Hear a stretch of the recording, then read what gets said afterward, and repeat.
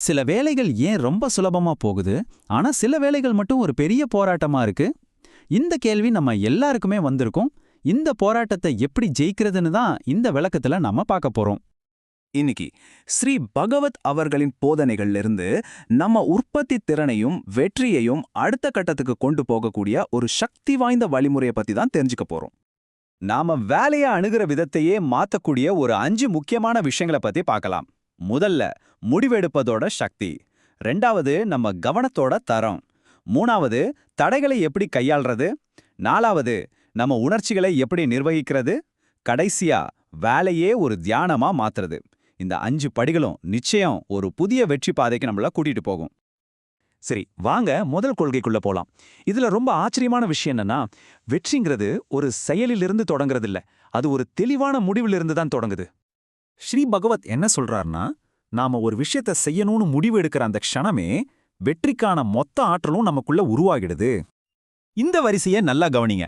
முதல்ல ஒரு வேலையை செய்யலாமா வேண்டாமான்னு நீங்க உறுதியா முடிவு பண்றீங்க. அந்த முடிவு எடுத்த உடனே அதை செய்யறதுக்கான ஆற்றல், அதாவது எனர்ஜி தானாவே வரும். அதுக்கப்புறம் தான் நீங்க செயல்ல இறங்கணும். அதனால ஆற்றலுக்காக காத்துட்டு இருக்காதீங்க, முதல்ல முடிவெடுங்க. ஆனா நம்ம மனசுல ஒரு பயம் இருக்கும் இல்லையா?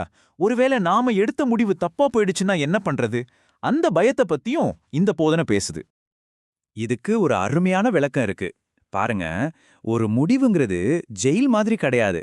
அது வெறும் ஒரு ஸ்டார்டிங் பாயிண்ட் தான். புதுசா ஏதாவது தகவல் கிடைக்கும்போது நம்ம பாதையை மாத்திக்கலாம். தப்பா ஒரு பொருளை எடுத்துட்டா எப்படி உடனே திருப்பி வச்சுடுவோமோ அதே மாதிரி தான் இதுவும். சரி, இப்ப முடிவு எடுத்தாச்சு. அடுத்து என்ன? அந்த முடிவை செயல்படுத்த தேவையான ஆற்றலை எப்படி ஒருமுகப்படுத்துறது?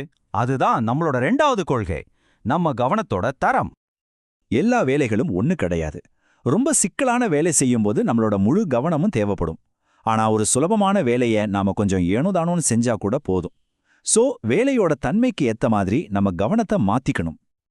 இங்கதான் ஒரு முக்கியமான ஆனா வித்தியாசமான அறிவுரை இருக்கு. நாம எப்பவுமே எனர்ஜி வந்தப்புறம் வேலை செய்யலான்னு காத்திருக்க கூடாது. வேலையை துரத்தணும். வேலையில கவனம் செலுத்த ஆரம்பிச்சிட்டாலே ஆற்றல் தானா வந்துரும். அதனால ஜெயிக்கிறவங்கள பார்க்கும்போது அவங்க எவ்வளோ எனர்ஜியோட இருக்காங்கன்னு ஆச்சரியப்படாதீங்க. அதுக்கு பதிலா அவங்க என்ன டெக்னிக் பயன்படுத்துறாங்க, ஒரு வேலையை எப்படி அணுகுறாங்க, எதுக்கு முதல்ல முக்கியத்துவம் கொடுக்கறாங்கன்னு கவனிங்க. அதுதான் உண்மையான பாடம். கண்டிப்பா, எந்த வேலை செஞ்சாலும் தடைகள் வரதான் செய்யும். அந்த தடைகளை சமாளிக்கிறதுக்கு இங்க ஒரு சூப்பரான மனக்கருவி இருக்கு. சில வேலைகள் நம்மால முடியவே முடியாதுன்னு தோணும் இல்லையா? இல்லனா எதிர்காலத்தை நினைச்சு பயம் வரும். இந்த மாதிரி நேரத்துல தான் இந்த போதனையோட முக்கியமான ஒரு கருத்து நமக்கு கை கொடுக்கும். நம்ம கட்டுப்பாட்டுல இல்லாத விஷயங்கள், இல்ல எதிர்காலத்தை பத்தின கவலைகள், இது எல்லாத்தையும் மனசளவுல இந்த டோட்டல் மைண்ட் கிட்ட ஒப்படைச்சிடணும். இப்படி செய்யறதுனால நம்ம மன ஆற்றலை இப்போதைக்கு என்ன செய்ய முடியுமோ அதுல மட்டும் முழுசா பயன்படுத்த முடியும். இந்த முறைய பாருங்க. முதல்ல ஒரு வேலையில எதை நம்ம கட்டுப்பாட்டுல இல்ல, எதை நம்மால முடியாதுன்னு கண்டுபிடிக்கணும். ரெண்டாவது, அந்த கஷ்டமான பொறுப்பை மனசால டோட்டல் மைண்டு கிட்ட ஒப்படைச்சிடணும். கடைசியா, இப்போ நம்ம கையில என்ன இருக்கோ, நம்மால என்ன செய்ய முடியுமோ அதுல மட்டும் நம்ம முழு கவனத்தையும் செலுத்தணும். இது ஒரு ரொம்ப புத்திசாலித்தனமான உத்தி. இதே லாஜிக்க நம்ம உள்ளுக்குள்ள இருக்கிற தடைகளுக்கு, அதாவது நம்ம உணர்ச்சிகளுக்கு எப்படி பயன்படுத்துறதுன்னு பார்க்கலாம் வாங்க. வேலையில பயம், டென்ஷன் இல்ல போர் அடிக்கிறது, இதையெல்லாம் எப்படி சமாளிக்கிறது? இதுக்கு திறவுகோல் என்னன்னா, அந்த உணர்ச்சி எங்கிருந்து வருதுன்னு கண்டுபிடிக்கிறது தான். வேலை சம்பந்தமா வர்ற பயமோ பதட்டமோ நம்மள இன்னும் கவனமா வேலை செய்ய வைக்கும். அதை ஒரு கருவியா பயன்படுத்திக்கலாம். ஆனா வேலைக்கு சம்பந்தமே இல்லாத சலிப்பு இல்ல வெளியிலேருந்து வர டென்ஷன் மாதிரி உணர்ச்சிகளை அப்படியே ஏத்திக்கிட்டு அதை நம்ம வேலையோட திணிக்காம அது போற போக்குல போக விட்டுறணும். வேலையை தள்ளி போடுற பழக்கம் இருக்கா? இனிமே ரெஸ்ட் எடுக்கணும்னு தோணுச்சுன்னா சரியா ஒரு 30 நிமிஷம் அப்படின்னு ஒரு டைம் லிமிட் வச்சுக்கோங்க. இப்படி ஒரு சின்ன ஒழுக்கம் இருந்தா போதும். ஒரு சின்ன பிரேக் ஒரு முழு நாள் வீணாகிறத தடுத்துரும். இப்போ நாம இந்த வழிமுறையோட கடைசி மற்றும் முக்கியமான இலக்குக்கு வந்துட்டோம். அது என்னன்னா, வேலையோட தன்மையே மாற்றுறது. இது வெறும் ஒரு உருவகம் இல்ல, நீங்க என்ன செஞ்சாலும் அதுல முழுசா ஒன்றி போகணும்னு சொல்ற ஒரு நடைமுறை அறிவுறுத்தல். அப்படி வேலையை தியானமா செய்யும்போது என்ன நடக்கும்? நீங்களும் வேலையும் ஒன்னாயிடுவீங்க. உங்களுக்கு ஒரு முழுமையான தெளிவு கிடைக்கும். பிடிக்காத வேலையில கூட ஒரு சந்தோஷத்தை கண்டுபிடிக்க முடியும்.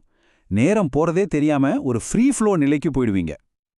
இதுல இருந்து நாம கத்துக்க வேண்டிய முக்கியமான பாடம் என்னன்னா, நம்ம வேலை அனுபவங்கிறது அந்த வேலையை பொறுத்தது மட்டும் இல்ல, நாம அதுல எந்த அளவுக்கு ஒன்றி போறோங்கிறத பொறுத்து தான் இருக்கு.